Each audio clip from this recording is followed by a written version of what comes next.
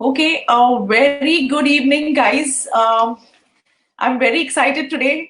Today, I'm going to do a candid interview, and this is Anisa, your social dentist, back again. And today we have a very special guest with us, and I'm really excited to do this candid conversation with none other than the man behind the lens, Dr. Mayur Davra. I don't think he needs any introduction. The moment you think of a camera, the first name around dentistry that comes in is Dr. Mayur Davra, right? And so, without much ado, I think I just wait for a few people to join in, guys. So I'm using a third-party software, and I can see the comments through the phone. So I'll just I'll just wait for a few more minutes for a few people to join in, guys. So if you can hear me and if I'm audible, then please put some things in the comment section so I know. Okay, I'm just checking through my phone. Just bear with me, guys. Yes, okay. I think people have started to join in. So yes, very excited to have Dr. Mayur in. And now I think I'm going to get Dr. Mayur in the window. Okay, so you all can tell him a hi. And then I will have an introduction after I get him in. Okay, so let's hope that we can hear. Hi, Dr. Mayur, can you hear me? Yes, I can. I'm not sure if you can hear me. Great. Yes, yes, we can hear. And I think let me ask the viewers if they can hear us. Okay. So, guys, if you can see both of us and hear us, please put that in the comment section so we know that we are audible. So, I'll just wait for a few comments in. Yes, yes, we can hear. Okay, so yeah, I think Girish says yes, you're audible. Mridu says yes. Dr. Aslam is watching. Thanks for coming in, Dr. Aslam. Sachin is watching. Great. So we have 16 people have joined in, and I think people will join in slowly. Till the time, I will just do. I know Dr. Mayur does not need any formal introduction, but I'll still do this. Okay. Warm welcome, Dr. Mayur. My pleasure. Fine. So I'll just give the audience a little overview of the long intro which I have. It's a really long intro that's right here. Okay, it's a 2 pages, but I'll just quickly go through that. So a little bit, guys, about Dr. Mayur. He is the first dentist from India to conduct a 3-day workshop on dental photography internationally in Perth, Australia. An alumni of D.Y. Patil University School of Dentistry, having private practice in Mumbai. He's had lectured at some of the best podiums. Okay, he's lectured at IACD, FAMDent, the International Congress of Oral Implantology, the FDI, and the IDA conferences, just to name a few. Many state conferences, dental colleges, including a government dental college, my alumni, Nair Hospital Dental College, and Maulana Azad Institute of Dental Sciences, to just name a few. He has been the mentor for the most intensive course on dental photography in India at Manipal University. Founder of the Dental Photography School. He's also author of Photography in Dentistry chapter in the book by Dr. Moez Khakiani, called as the Clinical Fixed Prosthodontics textbook, and also a co-author of Shade Selection and Communication chapter in Clinical Fixed Prosthodontics. He has also been judge of India's most prestigious photography competition called as Canon Photo Marathon. It's a long list, guys, so just bear with us because I think I need to do this. He's also India's only mentor for dental photography in Canon. Photo mentor for GPS Smile Design, Las Vegas, USA. He has been an artist at a lot of exhibition in the field of high-speed splash photography at India's most premier art festival, that is none other than the Kala Ghoda Festival, and the most prestigious art gallery, that is the Jahangir Art Gallery. So if all this is sounding interesting, guys, do give us some hearts and likes and comments so that we know you are all excited to hear from him about his journey and some of the learnings about life, branding, marketing, and some of the inside sneak peeks and some of the things which probably he's never spoken about. And we try to get him to spill the beans about that. I'll try my best to do that. Okay, so also he has been interviewed on national television for excellence in photography twice. Interviewed by India's biggest photography magazine called as Better Photography and Smart Photography. He's also received the highly commended Indian Dental Talent of the Year Award at the FAMDent Awards 2015. Winner of the IHP Awards for Best Dental Photographer for the year 2017 and 18. I think the list is very long. And so without much ado, over to you, Dr. Mayur. Just say a warm welcome before I ask, further questions. Over to you.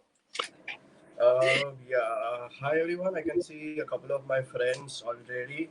I can see Sachin Manglekar sir and Shweta, and a lot of people are there with us. Really Yes. glad to have you in today's one-on-one with Anisha. And thank you so much, Anisha, for inviting me over. It's my pleasure and honor, and I'm looking forward to some nice, candid talk today. Before we begin, I wanted to ask, I hope you guys like my new hairdo. I did it at home because my hair is really long, and because of the situation these days, I think it's not safe to go to a salon. So, got myself a trimmer and shaved it completely. I think this is safer than anything else, guys. What do you say? Absolutely. You should try it as well. All the dentists should try this at home. Guys, please give us some hearts or likes so that we get the energy high. This I have a feeling this is going to be much more than what we planned because this looks very candid to me, and I'm looking forward to this. So yeah, Dr. Mayur, what I would first want to know is, was really dentistry your first choice, or you just got into it by default? Okay, so it's a long story actually. Let me bore all of you all with it. So when I was young, I had crocodile teeth and stuff. So I used to go to my dentist. I think a couple of you must be knowing him. He's really popular. Dr. Dhananjay Joshi. He has his practice in Chembur where I stay in Mumbai. So I used to be in awe as to the kind of great work that he does. He had a very good rapport with all his patients and stuff. And when I used to go to his clinic, I used to think, oh, it's really cool to be a dentist. And I used to wish maybe I'll become a dentist one day. But I was really dumb in school, and I was probably an average student or maybe a below average student. Uh, I have failed in Hindi, Marathi, I think, once because I could never actually take up with the languages. Yeah, so, but I saw my brother, I got inspiration from my brother who is vitreoretinal surgeon. He graduated from KEM. Obviously, that's one of the best hospitals of India. So that kind of inspired me. And during the ninth and 10th, I actually became serious about my studies. And then I got into a junior college. I'm from KJ Somaya College that nobody knows. So I'm from KJ. And then I thought I should prepare for MHCET. During my time, we had to give MHCET exams. We did not have NEET like we have today. Unfortunately, during that 12th standard stuff, I met with an accident. It was a scooter accident, and I remember the funniest thing was the accident was just random. It just happened. You know how? It was like 7 o'clock in the morning, and I was riding really fast because I was late.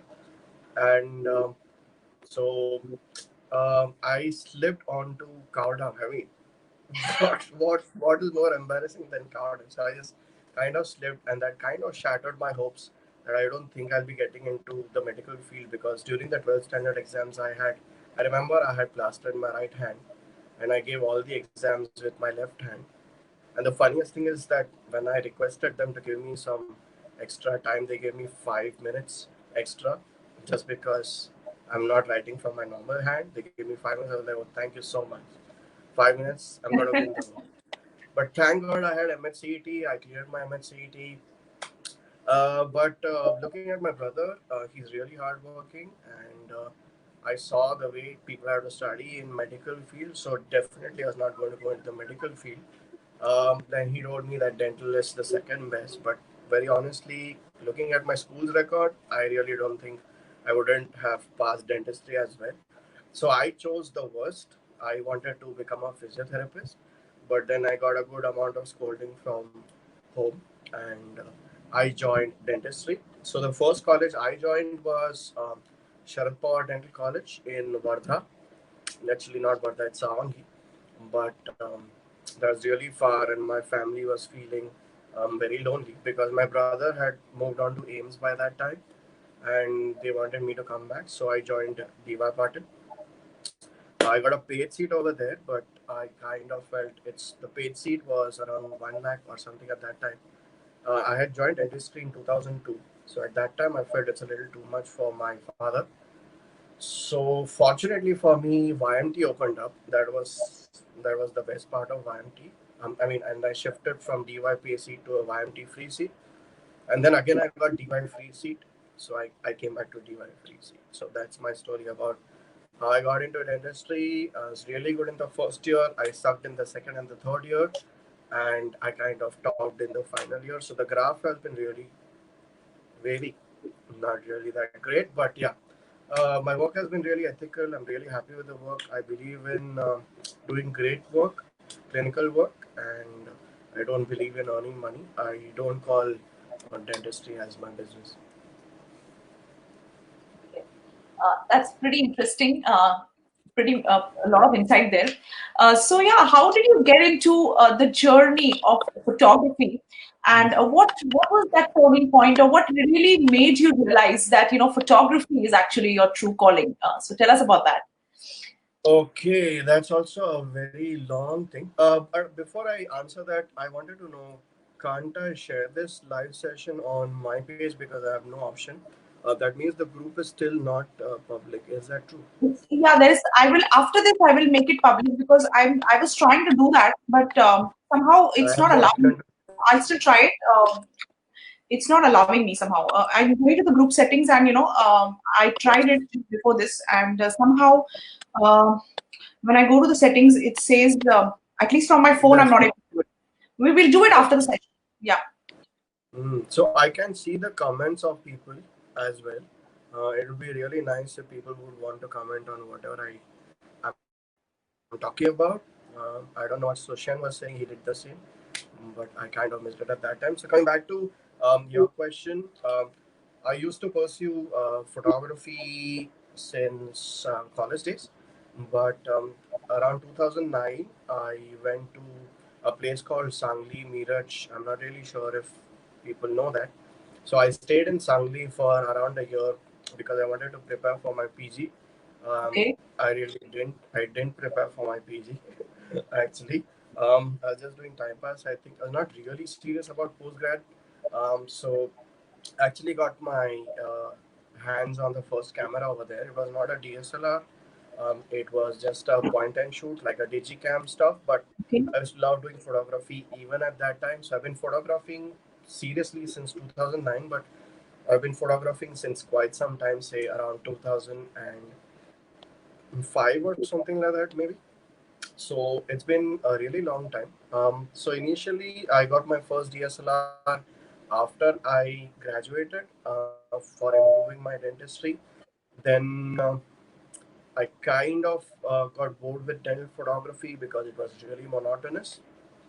Okay. And then I went ahead into something called as taking pictures of butterflies. I got really Okay. serious about it. Butterflies. I used to go on field. I used to go to the forest and stuff. It was really fun. Wow. Um, but then from butterflies, I slowly graduated towards snakes and frogs, and then I went into. I kind of started realizing that handling snakes and frogs was not really my cup of tea. It's quite unethical to handle frogs and snakes. If you're not into research, it's not a great thing to do. So I shifted altogether and I moved on to photography in birds. I spent a lot of time in ornithology. I actually did a course on ornithology. For people who don't know what is ornithology, is studying the birds. And I also did a course on bird called recording. Kind of went really deep into birding stuff. And then, in order to understand birds, actually did a course on botany as well. So for everything, I had to venture out into the forest, and for at all the times I had my DSLRs to kind of really strengthen my bond with my camera. Wherever I used to go, I used to carry my DSLR. So I've done a lot of genres of photography over a period of time, starting from just casual photography to wildlife photography. I've exhibited in Lonely Planet and other magazines. But my true calling came when I started doing it seriously, when I was doing snakes and reptiles and then birds, and then actually stopped doing all of my wildlife because I felt it's quite unethical in India. Um, People usually don't follow the rules, even for birding. It's really funny. They give out bird calls so that the bird comes to you. So kind of stopped doing birding altogether. So I just do it with binoculars, not with cameras now. And I ventured into a completely different field, that's fine art photography. And as most of you all know it, I shoot liquid droplets now, and I specialize in it. And because of that unique niche that I could shoot, I got an opportunity to exhibit at the Kalagoda Art Festival as well as Very nice. Jahangir Gallery. So that's about my journey into photography. So many years of experience and so much skill, and so many failures actually. I realized that it's great to be sharing this knowledge with my colleagues. So, um, depending on the vast experience of photography that I've been gathering since 2005, I decided to teach dental photography to my colleagues after I excelled in liquid droplet photography, which is a really difficult branch of photography. So, after reaching that stage, I felt that okay, fine. I think I'm mature enough, or probably I I think I told myself, okay, fine. I think I can do this job nicely, ethically, and after getting so much confidence and experiences, it's at that time that I realized, not realized, but I felt that I should teach my colleagues as well. So liquid droplet photography was somewhere the turning point where you felt that you now would want to venture into Yeah, dental. I wanted to teaching. Yeah, because liquid droplet is really tough. Yeah. And when you know how to do liquid droplet photography and the kind of patience that it sucks up from your life, one good picture takes around a week. That's a lot of failed shots and a lot of experience, a lot of backbreaking stuff, millions of hours of work. I did feel that, yeah, I think I'm good to teach now. Wow. Yeah. So yeah, I mean, like they say. I mean, I'm just trying to piece the things. The year. So you said 2005, and we're into almost 2020, and so it takes almost 10 years. I always say that it takes 10 years to become an overnight success. And so uh, most of these success books, they say you need that 10,000 hours to put in to actually become an expert at something. So how did you actually put that much amount of time, and how did you balance your clinical practice, with that journey? Tell us something more about that. It's really tough to have two parallel fields and two very different fields. Yeah. It takes a lot of it from your life. But I really enjoyed doing it. I really enjoyed going to the forests and stuff. And it was more of fun for me rather than, um, you know, feeling that I'm sacrificing my practice. But yes, when I look back into time, I feel that I could have spent a lot more time in my clinic and I could have a lot more patients today, which I do not have at this point of time. But yes, it did take a very big chunk out of my clinical practice. But I don't regret it because of, I mean, at that time, I was not really sure because I was in two minds. Um, because when I started off dental photography, people were not actually pro for it. They were actually in two minds whether they should support me, they should not support me. So I had a lot of hours in creating awareness more than actually teaching. So the Right. initial 5 to maybe 7 years of dental photography school, that's my school, went into creating an awareness that guys, this is really important. It's been followed internationally. It's something that our country really lags into, and so a lot of my hours went into creating awareness. And once the best of the best speakers started joining me, so the most important input, like a response, came from the who's who of dentistry. So Right. when the who's who of dentistry, the popular people today in dentistry, started joining my program, I started getting some confidence that yes, maybe this is going to click. But the first 5 years of my life in dental photography school were very, very tough. And I was also in two minds whether I'm going to be continuing with it because I was not really sure if people want to learn it. I in fact gave up in between, thinking that people are not really interested. But then I restarted, and I'm really happy that I restarted. So yeah, if you say 10,000 hours, we've given it a lot more, um, Yes. uh, particularly because the dentists at that time were not really uh, looking forward to learn dental photography. And when you put in that kind of 10,000 hours, what was the price that you paid for success? I mean, it's always one thing at the cost of the other, right? So, what was the price that you paid for Clinic, success? obviously, my clinic. I've missed so many patients. I mean, I can never get those patients back. The millions of hours of lost in my clinic, I can never get it back again. So obviously, it's going to reflect in my finances as well. But I have no regrets. It's fine. And what When was you're doing what was something from your heart, it happens. It's cool. yes.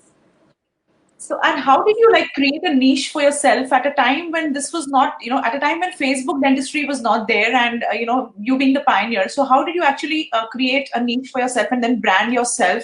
And then, what was the role of actually social media in reaching to potential, course participants as well as patients?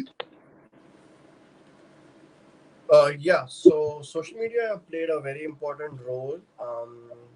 Primarily, I mean, you'd be surprised that I had to depend a lot on social media, uh, primarily because I never got help from the most renowned dentists of the country. So, as a newbie, obviously, anybody would go to a person or connect with the best people in dentistry, hoping that they're going to be getting help from them. Very honestly, I tried a lot of people. I tried to speak to them, and everybody kind of found it funny at that time that nobody's going to learn dental photography, nobody's going to take it seriously. Um, but then I never lost hope, and I had so this is how dental photography school took shape actually. Okay. So I had my friends who believed in me, and we started dental photography school together. We went to different dentists, but they did not trust us so much. So the only way we could have connected with people, as you can say right now, is through social media. Right. So our plan was simple, not just so I never wanted dental photography school or dental photography to stop even after me. So I had a foresight before itself, and I had my core values. Um, like I know my core values were the most important core value was ethics, and the other most important core value was actually teaching and not looking into money. So depending on that, I did not give dental photography my name. For example, I don't call it like shoot like someone, like shoot with Mayur Davda or whatever. I did not want this legacy to stop. So that's how we figured out a name for it called Dental Photography School. And obviously, the primary social media that we started off, which has always been popular, was Facebook, which is even popular now. So we had our stuff in place. Dental Photography School page was created, multiple profiles were created. We connected with all the people through social media by posting content, which obviously we know that content is the king. So Absolutely. we need to have content, pictures, articles. We posted a lot of it. At the same time, we felt the need to come up with a website. So really happy to say that. I'm managing my own website because at that particular time I did not have money to invest on Right. a web designer, so I had to learn it on my own. So I initially started off my website on WordPress.com, Okay. which is a very simpler version of making your website. Right. But obviously, you don't get so many features. Like you don't get plugins where there are very limited plugins. So I shifted to WordPress.org, which then got complicated. So I had to spend a lot more hours into social media, connecting with people. Then we had a Pinterest, then we had Insta, Twitter, all kinds of social media. In fact, we used TweetDeck because we had multiple handles to take care of. Right. Yeah, but that has been a primary source of connecting with people. Social media has always been really supportive, and I could connect not only within the country but even outside the country. I feel that social media could actually take 80% success out of whatever I've achieved. 80% was because of social media, according to me. That's huge. I mean, That's 80%. huge. Yeah, yeah, it's huge, and I'm really glad to know that. Um, Especially this was at a time when social media was not as popular as it is now. So that's, I think, getting early on onto these platforms. Probably you had the early advantage, um, early mover advantage, I think. So yeah, that's great to know. And so, what was your biggest challenge in this journey? Like, as far as getting getting it off the ground, getting the dental photography school off the ground, and getting the first few participants for the course. It was Biggest really tough. Really tough. If you're talking about dental photography school, dental photography in particular, like I said, I started off teaching dental photography when there was nobody teaching it. There was actually no need for it. So right, my biggest challenge was to make people understand that it's needed to create a need. So creating a niche is really tough, and maybe the people who are teaching dental photography now, maybe it's easy for you because the platform is already there for you, which was not there for me when I started off. There was nobody teaching dental photography. I believe even international people were not there. As far as I know, even the international people came in late. I've been teaching dental photography since quite some time, if I'm not wrong, since 2013. And Aslam and other friends, they were the first or the second batch of dental photography school, and right, we had problems with everything. So we had problems with funding, we had problems with people not understanding at that point of time that this is really important for them. So we had to keep a lot of free sessions initially. So I remember that the first few sessions were for free. We had to pay out of our pockets, and right, I still remember that I had kept one of the sessions in Chembur Gymkhana, which is a really good place in Chembur, in Mumbai, right. where I stay. And Yes. I remember that was attended by some of the biggest names of dentistry, which were anonymous even at that time. So Okay. Moez had attended, Deepal had attended, and one more person had attended. But I still remember they were sitting in the last row Okay. of that session, and that also I had to like invite everybody that please come see how it feels. But those were the people who actually understood. Like Right. Moez, Deepal, they had a foresight that Right. this is very important, and they felt that they need to learn. So later on, I got many of them joining my courses, but this was the most difficult part. No finances, no seniors to support us. I went to some of the most well-known dentists, like I said. They didn't support us. They did not believe in us. So we had to create our own niche. There Right. was no platform. There were no finances. These were some of the most difficult things at that point of time. Fortunately, there's a lot more awareness about dental photography at this point of time. I Right. can say it's a really smooth sailing for people who want to teach dental photography. But I feel if you want to teach dental photography, see to it that you have a backing of at least 10 years of photography experience, and maybe then you should think of teaching dental photography, because it's a huge responsibility. So whenever you're teaching something, you have to be really responsible about what's coming out from your mouth. So it's So really I good. think my takeaway here is that when you start something which is something new, definitely you're going to get a lot of resistance, and you might not have anybody to support you. But it's only your belief and your passion and your ability to actually stick through it, probably, and not to waver. That actually makes the difference. So you actually, uh, you know did some free workshops, got those people in, created massive awareness with social media, so that yeah, you just kind of went on hammering it until people took notice and actually took home the idea. So I think that's the biggest learning right here. And I think we have a question, and the question is, do you need Sushin Sharma, he's asking, do you need some talent to do at least average for dental photography and general photography, or can it be gradually learned with some practice? He says, I feel I'm not a natural photographer. Uh, I really don't think that somebody has to be a natural photographer. This is something that you can build. If I give you, I don't know if Sushen is a dentist, right? Because I think there'll be others also joining this session. But when you did tooth carving, I don't think we were going to do great. But eventually, we did learn tooth carving in wax. So eventually, you do tend to learn everything. And photography, fortunately, is one of the easier things to learn. So we've done so many online sessions during the lockdown period, and people who have hardly got any idea about photography, I see them doing great today just through those online sessions. So it doesn't require any special talent, but yes, you need to have a lot of experience to do dental photography or general photography. And like I said, at least 10 years of experience if you want to think about it as a career. Like, see to it that you have a 10-year backing of your experiences, because you might end up getting a question.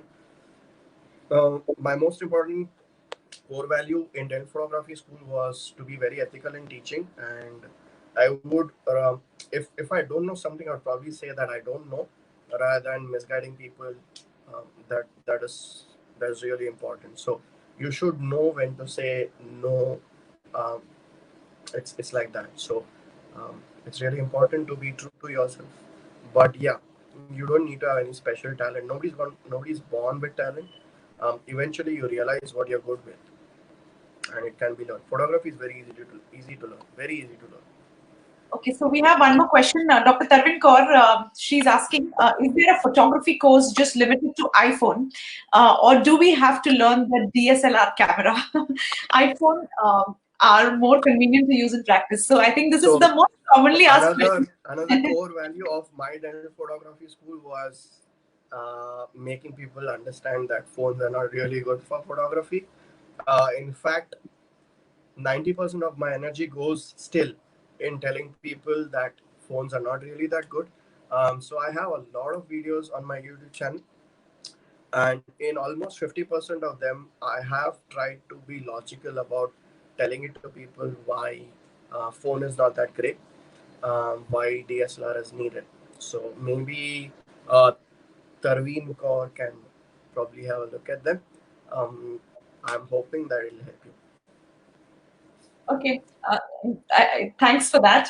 And so who are the people? I know you did have you did have to do it like in a lonely journey. I would not say completely lonely journey, but yes, with a lot of challenges, and you didn't get a lot of support. But still, who are those core people who actually helped you, or who actually were like mentors to you in this journey? Yeah, so like I said, I did not start dental photography school alone. I had my friends, two friends of mine who started off their journey along with me. So now they are not a part of dental photography school, but if I have any problems, I still go to them. Um, but very honestly, I still remember the people who gave me an opportunity at that time. So when you are new into a particular field, and when you don't get any opportunities, you hold on to any opportunity that you get. And Absolutely. for me, I'm never going to forget those few people who volunteered to support me at that point of time. So the initial few people were from Dental Jugaad. I'm not really sure if people know about them, but Sana and they're there in Pune. Yes. So they actually kind of realized that this is going to go really far in future, and I'm never going to forget the initial few people like my two friends and Sana and all these people who helped me during the initial phases when I was struggling. So although they don't do any courses with me right now, but obviously I know the importance because they were the people who gave me their support when nobody else was supporting. So they kind of, hold a very soft corner in your heart that you're obliged. That I'm really glad that they helped you at a point of time when nobody was really wanting to learn from you. Fortunately, now I don't have to struggle for a platform, but I'll always stay in depth of people who supported me initially. Then there are a lot of people who trusted me. For example, why would any person want to learn from me when they don't know much about me? So, but still, I had people who trusted me, like Moez trusted me. Then Dr. Komal Mazumdar, she trusted me. But when I started teaching them, they realized the kind of potential that I have, and these were the initial few people who actually had faith in me. Dr. Rajiv Chikrupi, and with the word of mouth, it started spreading. Aslam has been really supportive for everything that I've been doing so far because he was one of those few people. In fact, even my colleagues, like I remember Sharon, she was my batchmate in DY Patil, and she was one of the Sharon is students my earlier. friend as well. Yeah. So these people never gave up on me, and they kind of saw the spark that I was really excited to teach. And although I don't speak to them every day, I'll always be in depth for whatever they did for me. There are so many names; it's unfair to take names actually because these are just a few names. I don't like. There are so many more names which I'll always be in depth, and yeah, they'll Okay. always be in my. Great to know. So, in fact, if Aslam, you are watching this, I got through Dr. Mayur because of Aslam. So he was the one, who who suggested your name as the next guest on the interview. So, Aslam, There thank are you for that. so many names. Dr. Sachin Mamlekar. I mean, there are people whom I did not even know. They came to know about me. They joined my course. Dr. Varsha Rao. There are so many big names that joined just through word of mouth. And I always be in depth to those people because although I don't speak to them daily, they were there to support me initially. But none of the big names in dentistry, very honestly, supported. So in the mentors category, whom would you? I learned from my friends. Like I said, there were two more people who were a part of a Dell photography school. I learned a lot from them about photography. But other than that, I had to do most of it from my own. I had to Okay, learn things on my own. great, great. So yeah, of course, you always tend to remember the initial few people, who help you. I think those are really, really special, and I can totally relate to that. So thanks for sharing that. And so, what was your favorite failure that actually set you up for later success? I always ask this question because I feel we learn more from failures than success. Okay, so the biggest failure was trying to get support of some dentist who is wanting to give us a platform. So the initial part of my journey, we knew it that we are not going to be standing, we are not going to be able to stand in front of the crowd. So obviously we wanted support. So our primary objective was trying to get help from someone who is already well known. But like I said, nobody supported us. That was a huge failure, and it was really difficult to come out of it. But we never gave up on that, and I'm really glad that I had to do things on my own. So these failures are a part of me now, and I'm really happy that they made me stronger. And another failure was that I regret I should not have done was I was more into teaching the ethical part of documentation in the sense how to document cases, which is really boring and not glamorous. So then photography for me has very two different aspects. One is the glamour part, and Right. one is the actual documentation part. So according to me, the documentation part is really the most important part. It is what you, it is what everybody needs to learn first. It is what everybody needs to focus on first. Since I've been always ethical about teaching, I had focused more on teaching that part of documentation. So that never actually got through as a word, because that's kind of really boring when you keep on showing full arch occlusal pictures in your brochures, or when you show quadrant pictures in your brochures or retracted views in your brochures instead of the glamour shots. It does not pick up that well, and I did not really realize that. I actually felt that maybe glamour photography should be taught to the people after I teach them the basic part. So the initial few batches were more about teaching the basic aspects of dental photography, the ethical aspects of photography, the practical documentation aspects of dental photography, and glamour was never part of it. But I realized that everybody is doing that and kind of getting popular with it, in the sense my competition, internationally as well as in India. So I had to change my plan. I'm happy that I realized it, at least at some point of time. So I had to mold my entire syllabus such that it incorporates a glamour as well. So failures are just stepping stones. It's good learning from it. Absolutely great to know. And so, what was that one program that you did, that you can never forget? One No, course. there are Yeah. many programs that I can never forget. I mean, so many memories. Like initially, we used to do dental photography even in outdoor locations. You won't believe that, but there's one batch we had taken our delegates to a resort. We stayed in the resort for 3 days, and the lucky people who were a part of this course, that is, they are they are they are some of the most popular names today. Moez Khakiani, Varsha Rao, Sachin Manglekar, and one more person. So initially, if you see how funny it is, I hardly used to get 2 or 3 participants, but those were the really valuable people for me. And I remember going to a resort and conducting the entire program in a resort. That's really cool. We had to carry the dental chair along with us so that they could learn dental photography in a natural environment and also do general photography. So since the beginning, I've been pushing a lot of general photography in my dental photography because it really helps. So that is one of the most memorable programs. The other program was recently. I love to play badminton, and it's one of my things that I do to de-stress myself. But 2 years back, when I was playing badminton, I suffered from muscle tear, and I met a doc, and then he said that, boss, you need to do a complete bed rest and stuff.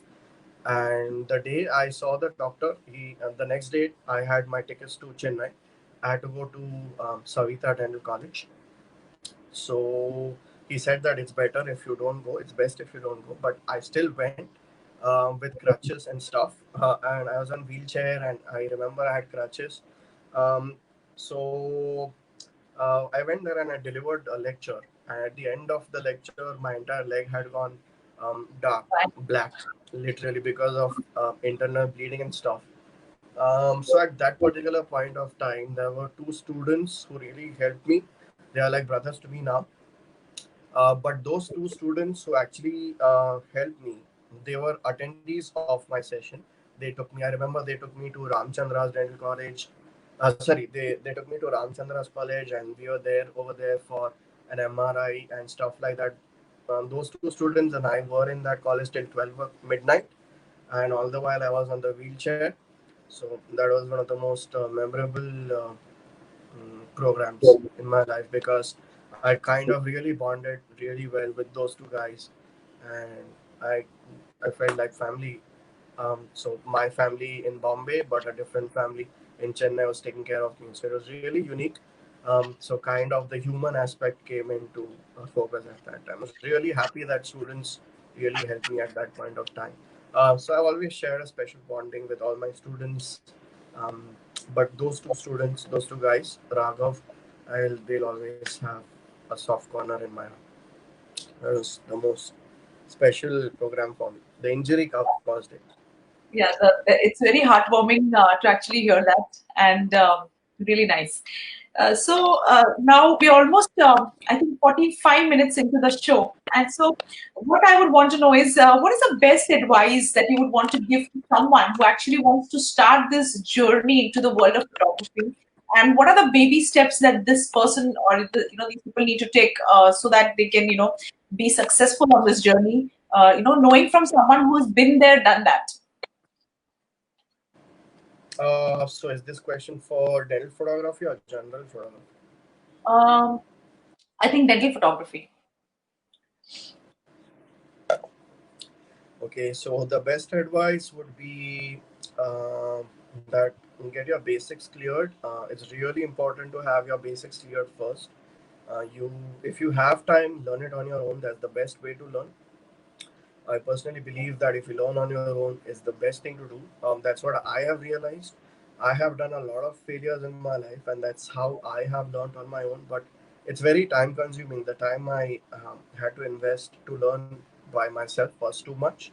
Obviously, I regret doing that, but I definitely did not have any source to learn from. So that's why I had to learn on my own. But now you have a lot of sources to learn.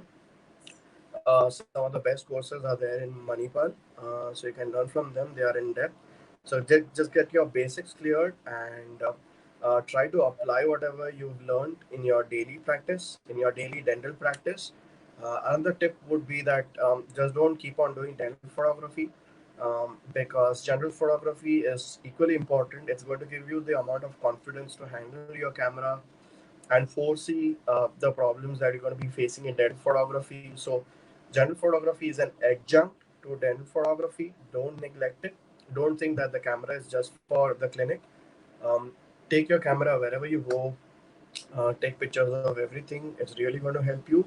Uh, and yeah, I mean, so general photography keeps your interest alive, but you have to apply Right. everything in dental photography, which is a little boring. And you can start graduating in your timeline, like in the sense have basic equipment first, and then you can graduate yourself to get a ring flash. You can graduate yourself to get a twin flash. You can graduate yourself to get studio lights, which and that's how you're going to enter into glamour dental photography. You can start taking pictures of dental products. You can start taking pictures of glamour teeth, glamour lips.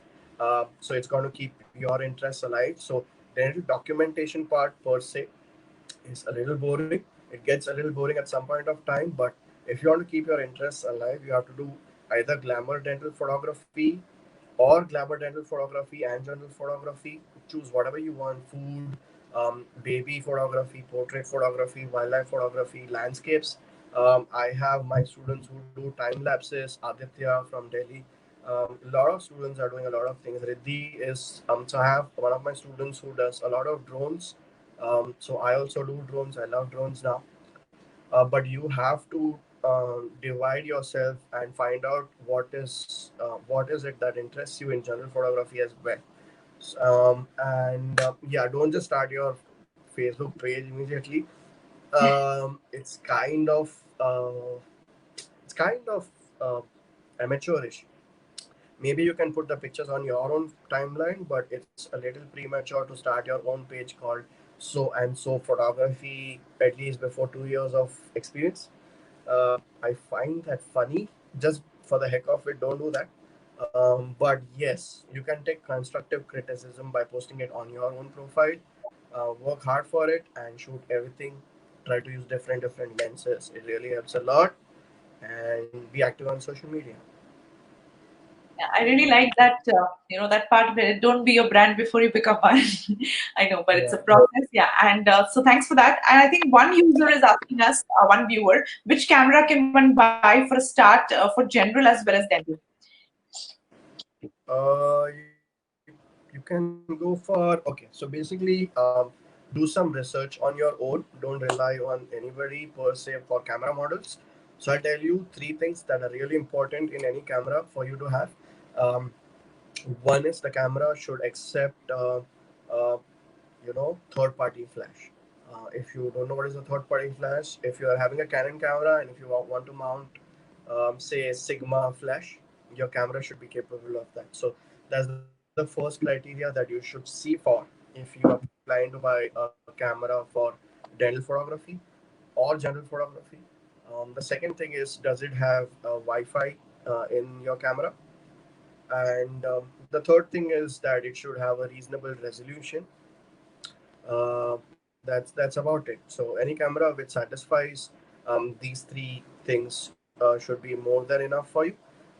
Basic camera is also good enough for general photography as well as dental photography. So and also it depends upon if you want to do videography. If you want to do videography, then you can go for mirrorless because they are light and weight. So you have to decide what you want to do, videography or photography. If you want to do both, then directly switching over to a mirrorless would be a good one. But the problem with mirrorless is right now they have pretty limited lenses. Um, so that's about the cameras that you wanted to ask. But Someone these has three asked, features are really important. I think Tanvin has asked that she has a DSLR, but it's not with Wi-Fi. Is there any way she can convert it to a Wi-Fi one? Oh yeah, yeah. So you can buy a memory card called as Toshiba Flash Air, uh, TOSHIBA We have a video on it on our YouTube channel. You can go to my YouTube channel called Dental Photography School, and there is video on how to use Toshiba Flash Air.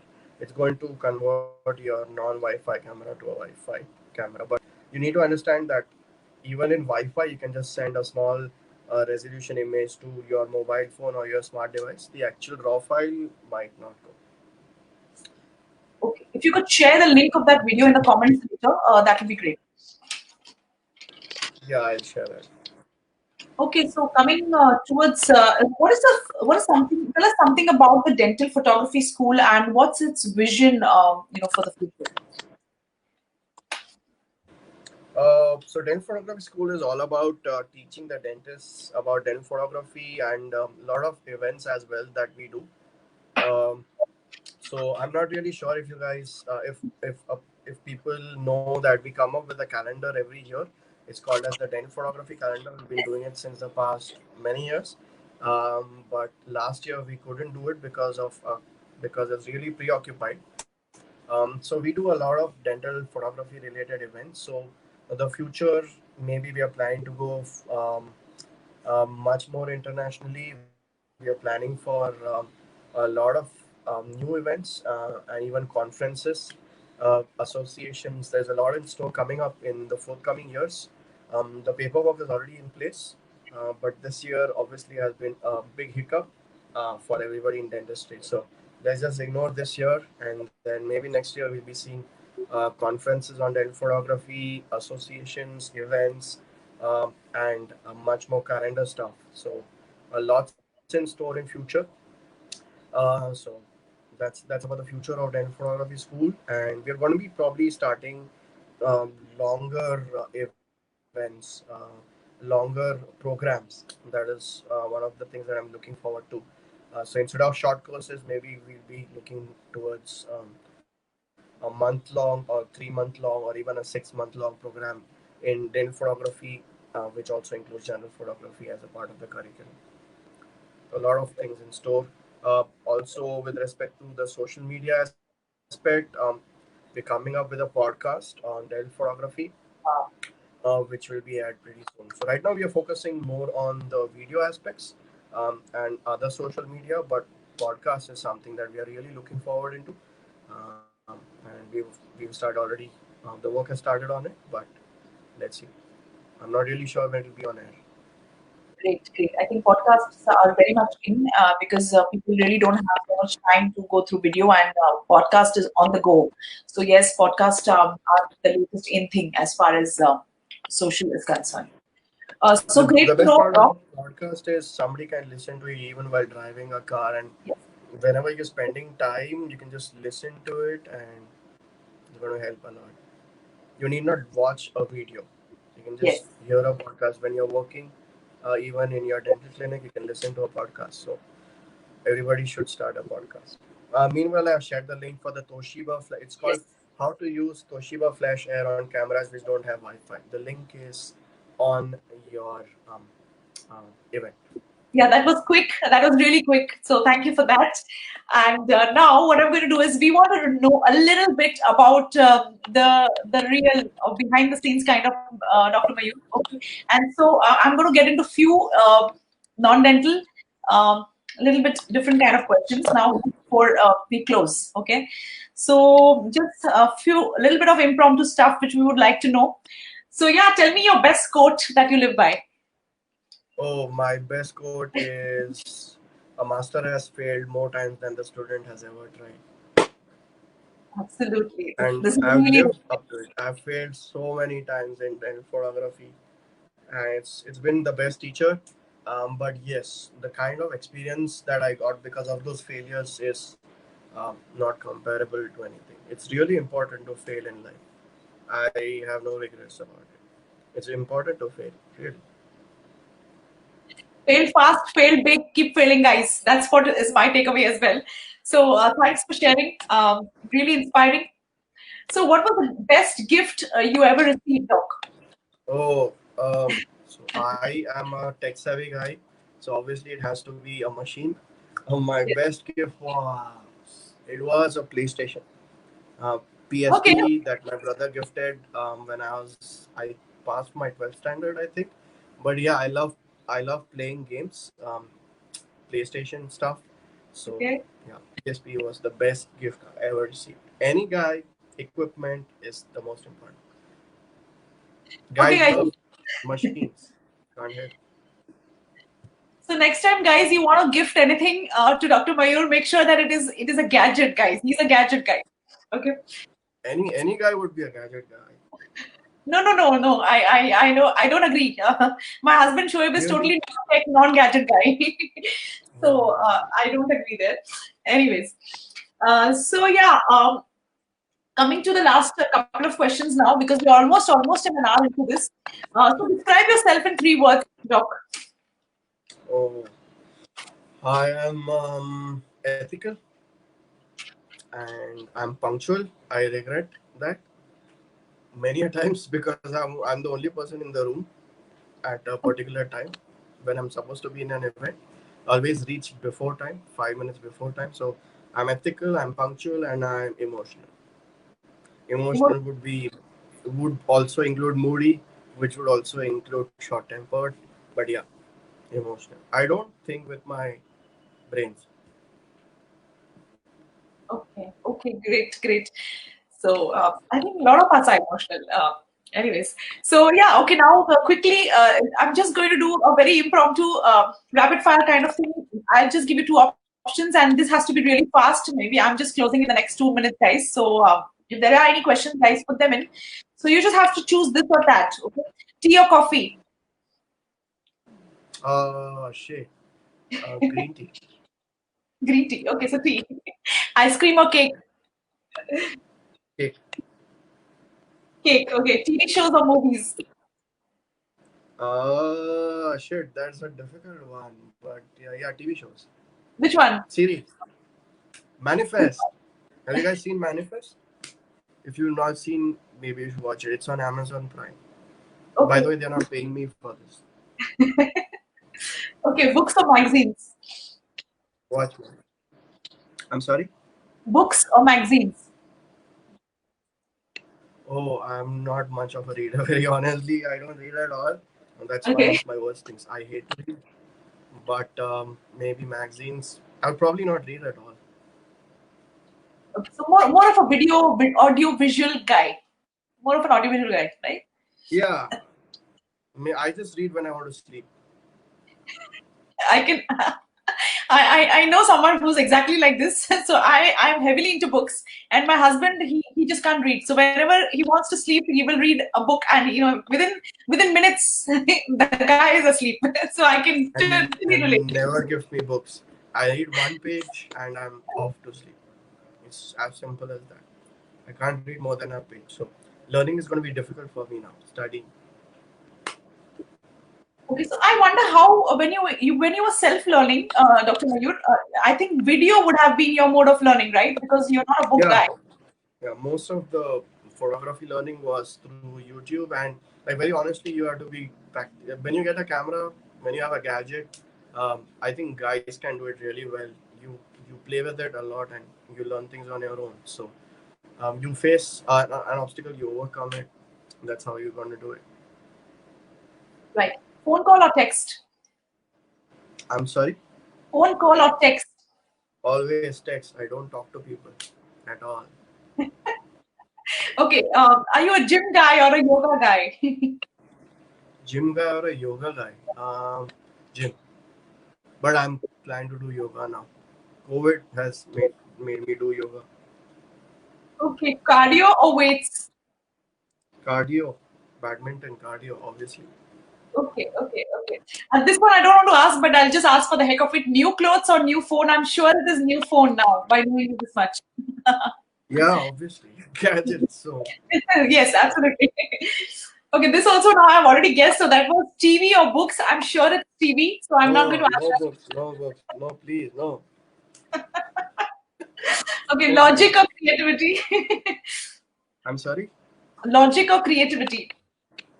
Logic, logic. Logic. Okay, I thought you would say creativity. Okay, great to know. Passion or Creativity is more about logic. okay. Passion or purpose? Purpose, Okay, and the last one is love or respect. respect. Okay. So now what I'm going to do is thank you. This was really, really candid, and I really enjoyed this. I'm going to quickly get into the comments to see if there are any comments or any questions. And if you would like to share anything more to the viewers, you can. I mean, all yours. Anything is fine. Uh, it's a wonderful journey to be lecturing. So I think the most important thing that I mean, the best part of teaching was for me was I get to travel a lot to see places, and when you're a photographer, that's a blessing in disguise. For me, money was not the most important thing. I like to teach. I like to interact with people, and I like to connect with people. So always uh, like share a good bond between my students and myself. It's really good, and I'm pretty approachable. So I'm really glad that whenever people want to ask me anything, they don't have to think twice. I'm always available for them, and that's about it. You get to see a lot of people, so you get to see a lot of people, places, meet interesting people. So then photography has given me a lot. It's a really good thing to do. But I'm sure that's going to be true for anybody who wants to teach anything. Just be sincere about teaching. Yes, yes. I think that the biggest takeaway, if anybody is on the journey of mentoring, Teaching is a is responsibility. So passion it's and a great the thing. love. Yeah, yeah. So I think my takeaway is passion and the ability to connect with people and not think about the money aspect at all, and it just comes in. So yeah, pretty interesting. Thank you. Golden nuggets there. So yeah, I think we don't have any more questions. Someone said, I think yeah, someone has said that you are the father of Thank you. photography. Some very nice. Somebody commented. I can't see the comment now. Anyways. So yeah, Dr. Mayur, this was really candid and really nice to know your journey. Thank you for coming on the show and sharing the journey. Thank you once again. It was my pleasure. Bye, guys. Thank you so much. Thank you so much for watching us, and stay Thank you. tuned for much more in the coming days. Thank you, Dr. Mayur, once again. Thank you so much for inviting me over. And bye bye to everyone. And we looking forward to see you soon. Thanks. Yeah. Bye bye.